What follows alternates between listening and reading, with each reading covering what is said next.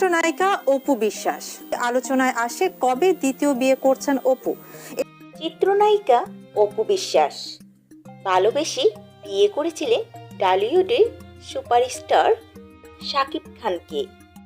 তবে সিনেমার মতন এই জুটিটির বাস্তব জীবনের গল্পটা ছিল নাটকীয়তা ভরা।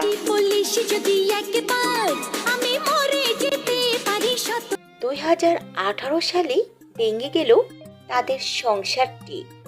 পরে শাকিব আরেক চিত্রনায়িকা বুবলি কে বিয়ে করল। সন্তান জয়কে নিয়ে আছেন অপু বিশ্বাস। তাই তো অপু বিশ্বাস প্রায় আলোচনায় আসে কবে তিনি দ্বিতীয় বিয়েটি করছেন। এবার এই বিষয়টি নিয়ে সরাসরি কথা বলেছেন নায়িকা অপু বিশ্বাস। বেশ কয়েকদিন আগেই চিত্রনায়িকা অপু বিশ্বাস জানিয়েছেন তার সন্তান জয়ের জন্য একজন ভাই বা বোনের প্রয়োজন। এমনকি এভাবে একা একা চলা যায় না, আমারও ভবিষ্যৎ প্রয়োজন। আরও জানান তিনি তার সন্তানের জয়কে নিয়ে খুবই সচেতন, আর একজন সন্তানের জন্য পরিবার খুবই গুরুত্বপূর্ণ। ছেলে এবং পরিবারের জন্য সবার সুখের জন্য পরিবারের ইচ্ছেতেই বিয়েতে রাজি হয়েছি। সো ওই জায়গা থেকে আমার তার সাথে কি ছিল না ছিল এটা আসলে আমিও জানতাম, সেও জানতো।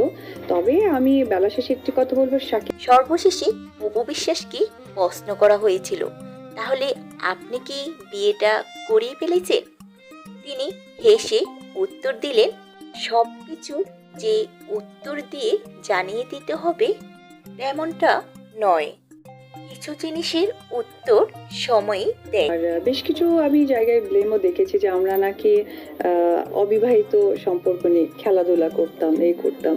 আসলে খেলাধুলার কিছু নেই। আমরা চলচ্চিত্রের স্বার্থে যেহেতু একটা সময় আমাদের উপর দায়িত্ব চলে আসে, যেটা উনি আবার বলেন যে আমার যত কিছুই হোক না কেন আমার তো একটা দায়িত্ববোধ আছে দর্শকদের প্রতি, সিনেমা রিলিজ হয়েছে সেখানে তাদের প্রতি, বা আমার কর্মের জায়গার প্রতি। তো মানে আসলে কি বোঝাতে চাই, আমি মনে হয় যে আমি জানি আপনারা হয়তো বা জেনে থাকেন যে আমাদের ওপার বাংলাকে সবসময় আমরা প্রেফার করি বলিউড বা টলিউডকে। টলিউডে এরকম অনেকেই আছে, তারা কিন্তু এরকম হয়তো দুই ধর্মে বিয়ে হয়েছে। বিশেষ করে আমার খুবই পছন্দের একজন নায়ক শাহরুখ খান, তার ওয়াইফ কিন্তু গৌরী। তাদের বাড়িতে কিন্তু মান্নাতে আমরা সবাই জানি যে একটা মন্দিরও আছে, আবার ইয়েও করছে, আপনার পুজোও করছে, সরি নামাজও পড়ছে। আবার আমরা যদি বলি কারিনা কাপুর খান, যেখানে সারা আলী খান, তো এই ধরনের প্রচুর কিন্তু আমরা জানতেই পারি, যেটা হয়তো বা আমরা শোবিজের জন্য আমরা নাম ধরে বলতে পারছি। এরকম অনেকেই আছে যেটা হয়তো বা আমরা দেখতে পাচ্ছি না, কাছের বন্ধু বান্ধব আত্মীয় স্বজন।